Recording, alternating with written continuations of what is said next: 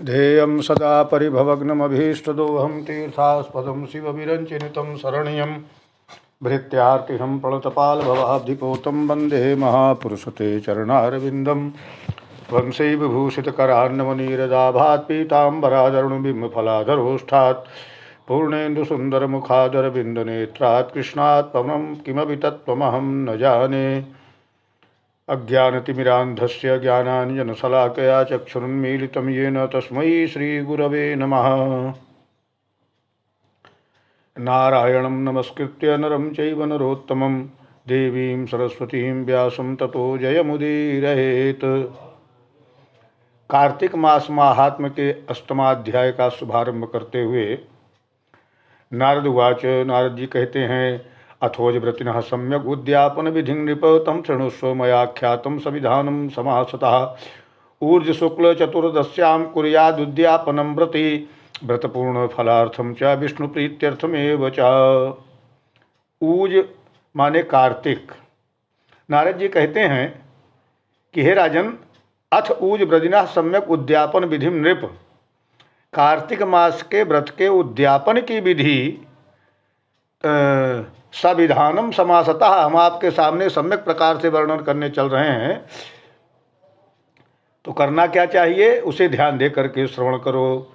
Wurtz शुक्ल चतुर्दश्याम कुर्यादुद्यापनम व्रति, कार्तिक शुक्ल पक्ष की चतुर्दशी को व्रत के संपूर्ण फल प्राप्त्यर्थ और व्रत पूर्ण फलार्थम च और विष्णु प्रीत्यर्थमेव च, भगवान विष्णु की प्रीति माने प्रेम से भगवान के चरण कमलों में अनुराग बढ़े, भगवान की प्रसन्नता के लिए और व्रत की पूर्णता के लिए उद्यापन करे।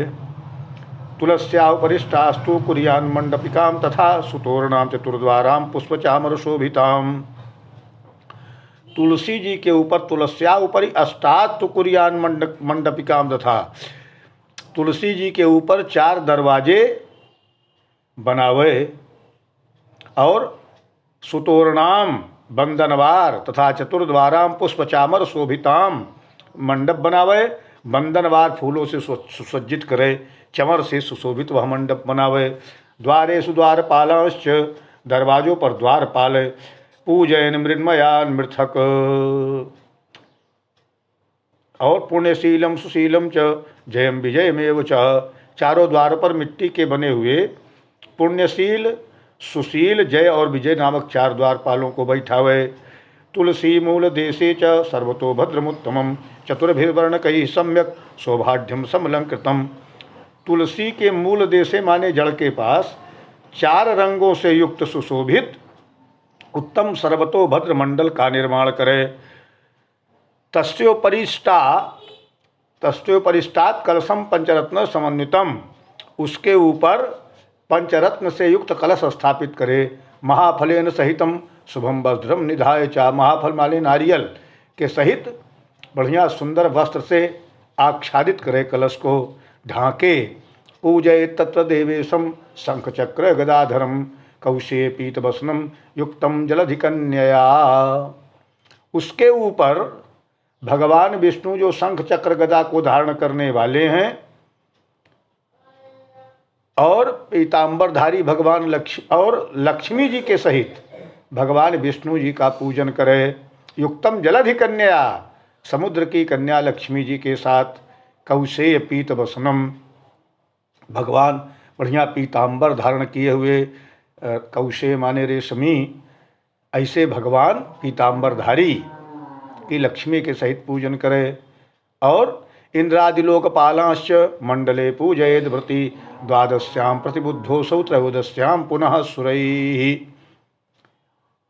इसके बाद फिर इंद्रादि लोकपालों का पूजन मंडल में करे। द्वादशी को भगवान विष्णु जागे थे, त्रयोदशी को देवताओं ने विष्णु भगवान का दर्शन किया था। दृष्टोर्चि चतुर्दश्यां तस्मात् पूज्यस तथा विह तस्याम उपवसेद भक्त्या शांतः प्रेतमानसः। द्वादश्यां प्रतिबुद्धोऽसौ त्रयोदश्यां पुनः सुरैः दृष्टोर्चितश्चतुर्दश्यां तस्मात् पूज्यस्तथा विह। भगवान त्रयोदशी को देवताओं ने विष्णु भगवान का दर्शन किया था और चतुर्दशी तिथि को देवताओं ने उनका पूजन किया था। इसलिए विष्णु भगवान के उद्यापन की पूजा चतुर्दशी तिथि को शांत मन से की जाती है। और दृष्टोर्चितश्चतुर्दश्याम तस्याम उपवसेत तस्यामुपवसेद भक्त्या शांता प्रयतमात्मना। संयम और शांत चित्त से इस दिन व्रत भी करना चाहिए। पूजय देवदेवेशम सौवर्णम गुर्वनुज्ञया उपचारे षोडशभिर नाना भक्ष्य समन्वितैः। पूजय देवदेशम सौवर्णम गुर्वनुज्ञया। अपने गुरु की आज्ञा से भगवान विष्णु स्वर्ण की मूर्ति बनाकर षोडशोपचार तथा नाना प्रकार के नैवेद्यों से नैवेद्य आदि बढ़िया सुंदर सुंदर पदार्थों से भगवान की पूजा करे। रात्रौ जागरणम कुर्यात गीतवाद्यादि मंगलैः। गीतम कुर्वन्ति ये भक्त्या जागरे चक्रपाणिनः। रात में भगवान के सामने गाना बजाना मंगल करके नृत्य आदि करके भगवान के जागरण को करे। उस रात्रि में जो प्राणी श्रद्धा पूर्वक भगवान का कीर्तन करते हैं, कहते हैं जन्मांतर सतोद्भूतैर मुक्तास्ते पाप संचयैः नराणाम जागरे विष्णुर्गीत नित्यम प्रकुर्वताम। कहते हैं जो प्राणी श्रद्धा के साथ भगवान का कीर्तन और जागरण करते हैं उन लोगों के 100 जन्म के एकत्रित पाप भी नष्ट हो जाते हैं। और जो लोग जागरण करके प्रेम पूर्वक भगवान का कीर्तन तथा नृत्य करते हैं उनको 1000 गौदान का फल प्राप्त होता है। गो सहस्रम च ददताम समम फलम उदाहृतम गीत नृत्यादिकम कुर्वन् दर्शयन् कौतुकानि च। यानी जो प्राणी भगवान के सम्मुख नृत्यगान पूर्वक कौतुक करता है उसके अनेक जन्मार्जित पाप तुरंत नष्ट हो जाते हैं। पुरतो वासुदेवस्य रात्रौ यो जाग्र्याद् हरेः पठन विष्णुश्चरित्राणि यो रंजयति वैष्णवान्। और जो प्राणी कहते हैं कि भगवान के पास बैठ करके रात्रि जागरण करता है और पठन विष्णु चरित्राणि उनके चरित्र को पढ़ता है, जो भगवान को प्रसन्न करता है, जो विष्णु भक्तों को प्रसन्न करता है, मुखेन कुरुते वाद्यम स्वेच्छालापांच वर्जयेत। आपस में वार्तालाप बंद करके मुख से बांसुरी आदि बाजा बजाता है। अभावैर एतैर नरो यस्तु कुरुते हरिजागरम। इन भक्ति भावनाओं से युक्त मनुष्य जो रात्रि भर जागरण करता है, कहते हैं दिने दिने तस्य पुण्यम तीर्थ कोटि समम स्मृतम ततस्तु पौर्णमास्याम वही सपत्नीकान द्विजोत्तमान। उसे करोड़ों तीर्थों के करने के समान पुण्य प्राप्त होता है। इसके बाद फिर ततस्तु पौर्णमास्याम वही सपत्नीकान द्विजोत्तमान। तदंतर पौर्णमासी को स्त्री सहित श्रेष्ठ 53 मितान अथैकम वा स्वशक्त्याचार निमंत्रित।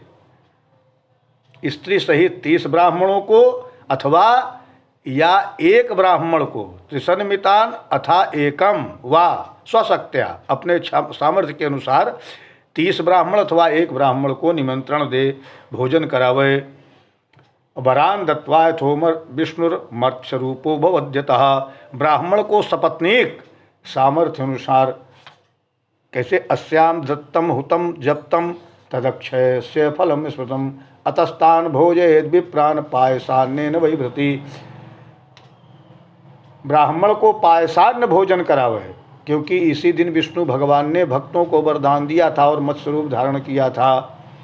अतो देवा इति द्वाभ्याम जुह्यातिल पायसम प्रीत्यर्थम देवदेवस्य देवानाम च पृथक पृथक। अतः इस तिथि को दान हवन जप आदि जो कुछ भी विष्णु भगवान के निमित्त होता है वह अक्षय फल देने वाला होता है। इसी कारण व्रती 1 या 30 ब्राह्मणों को पायसान्न भोजन करावे। और इसके बाद अतो देवा इति द्वाभ्याम जुह्यात तिल पायसम। देवता तथा देवताओं के देवता अतो देवाय द्वाभ्याम जुहियात तिल पायसम हवन करे। हवन इत्यादि जो कुछ भी किया जाता है भगवान विष्णु के निमित्त अलग अलग वो अक्षय फल देने वाला होता है। दक्षिणाम च यथा शक्त्या प्रदत्यात् प्रणमे चतान पुनर्देवम समभ्यर्च देवांश तुलसी तथा। कहते हैं कि देवताओं को अलग अलग प्रसन्न करने के लिए अतो देवा इन दोनों वैदिक नामों से तिल और पायसान्न का हवन करे। उन ब्राह्मणों को दक्षिणाम यथा शक्त्या अपनी श्रद्धा के अनुसार उनको दक्षिणा दे, अपने सामर्थ्य के अनुसार, और प्रणाम करे। पुनर्देवम समभ्यर्च पुनः विष्णुदेव की पूजा करके अन्य देवताओं का तथा तुलसी का पूजन करे। ततो गाम कपिलाम तत्र पूजेत विधिवत व्रती गुरुम व्रतोपदेष्टारम वस्त्रालंकरणादि तथा कपिला गाय का भी पूजन करके कार्तिक व्रती व्रत का उपदेश करने वाले सपत्नीक गुरु तथा उन सपत्नीक ब्राह्मणों को वस्त्र आभूषण आदि से पूजन करके क्षमा प्रार्थना करे। सपत्नीकम समभ्यर्च तांच विप्रांच क्षमा पहेत प्रार्थना मंत्र ब्राह्मण से प्रार्थना करे। युष्मत् प्रसादाद देवेशः प्रसन्नोस्तु सदा मम व्रतादस्मात् चेत पापम सत्वजन्म कृतम मया तत्सर्वं नाशयामातु स्थिरा में शास्तु संतति। हे ब्राह्मण देवता, युष्मात् प्रसादात आप लोगों की अनुकंपा से प्रसन्नोस्तु सदा हम विष्णु भगवान हमारे ऊपर सर्वदा प्रसन्न रहें। व्रतात् अस्मात् चेत पापम सतजन्म कृतम मया तत्सर्वं नाश माया तो स्थिरा में चास्तु संतति। इस व्रत के करने से मेरे 7 जन्मों के किए हुए पाप नष्ट हो जाएं और मेरी संतान चिरंजीविनी रहे।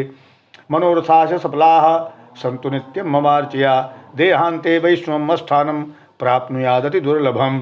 इस पूजा के द्वारा मेरी सारी कामनाएं पूर्ण हों। मेरी मृत्यु होने के पश्चात मुझे अतिशय दुर्लभ भगवान विष्णु के लोक की प्राप्ति होवे। यदि क्षमाप्य तान सर्वान् प्रसाद्य च विसर्जयेत् तामर्चाम गुरुवे दद्यात् गवायुक्ताम सदा व्रती। फिर इस व्रत करने वाला इस प्रकार ब्राह्मणों से क्षमा प्रार्थना करे, उनको प्रसन्न करके विदा करे। पूजा की उन सारी वस्तुओं को गऊ के साथ अपने गुरु को दान कर दे। तथा सुहृद गणयुता स्वयं भुंजित भक्तिमान कार्तिके वा तपसी विधिरेवं विधा स्मृता। इसके पश्चात बंधु बांधवों के सहित स्वयं भुंजित भक्तिमान वह स्वयं भी भोजन करे अपने मित्रों के सहित सुहित गणुता अपने बंधु बांधव अपने परिवार के साथ। कार्तिके वाथ तपसी विधिरेवं विधा स्मृता। कार्तिक अथवा माघ के मास के उद्यापन के नियम इसी प्रकार कहे गए हैं। एवं यह कुर्ते सम्यक कार्तिकस्य व्रतम नरः विपापमा सर्वकामाढ्यो विश्वसान्निध्य गो भवेत। इस प्रकार जो प्राणी विधान के सहित कार्तिक मास का व्रत और उद्यापन करते हैं वह पाप रहित होकर के मनोभिलषित कामनाओं को प्राप्त करते हैं और विष्णु सान्निध्य गो भवेत और अंत में विष्णुलोक में निवास करते हैं। सर्वव्रतई सर्वतीर्थई सर्वदान चेत फलम। समस्त व्रतों का करने से, समस्त तीर्थों में स्नान दान करने से, सारे दान करने का जो फल है तत्कोटि गुणितम गेयम सम्यग्स्य विधानता, उससे करोड़ों गुणा अधिक फल इस कार्तिक व्रत के उद्यापन करने में है। ते धन्यास्ते सदा पूज्यास्तेषां च सफलो भवः विष्णु भक्तिरता ये स्युः कार्तिक व्रतकारिणः। वे प्राणी धन्य हैं। ते धन्यास्ते सदा पूज्यास, और वे पूजनीय हैं। उन्हीं का इस संसार में जन्म लेना सफल है जिन्होंने विष्णु भगवान की भक्ति में तल्लीन होते हुए कार्तिक मास का व्रत किया है। देहस्थितानि पापानि कंपमियांचि तद्भयात् क्वयास्यामो भवत्येष यदि ऊर्ज व्रतकृन्नरः। कार्तिक मास का व्रत करने वाले के पुण्य भय से उसके समस्त पाप कांपते रहते हैं और इधर उधर भागते फिरते हैं। इति ऊर्ज व्रत नियमान शृणोति भक्त्या यो वै तान कथित वैष्णवाग्रतोपि तौ सम्यक व्रत नियमात् फलम भवेद् यत् तत्सर्वं कलुष विनाशनम लभेते। इधर उधर भागते फिरते हैं, कहते हैं कि अब हमारा जाना कहाँ होगा। इस कार्तिक मास के व्रत के विधान को जो भक्ति पूर्वक सुनते हैं या वैष्णव के सम्मुख सुनाते हैं वे दोनों इस व्रत द्वारा, इस व्रत से प्राप्त होने वाले पापनाशक सभी फल को प्राप्त करते हैं। श्री पद्म पुराणे कार्तिक माहात्म्ये अष्टम प्रसूनः। बोलिए श्री कृष्णचंद्र भगवान की जय, श्री लक्ष्मी नारायण भगवान की जय, वृंदावन बिहारी लाल की जय।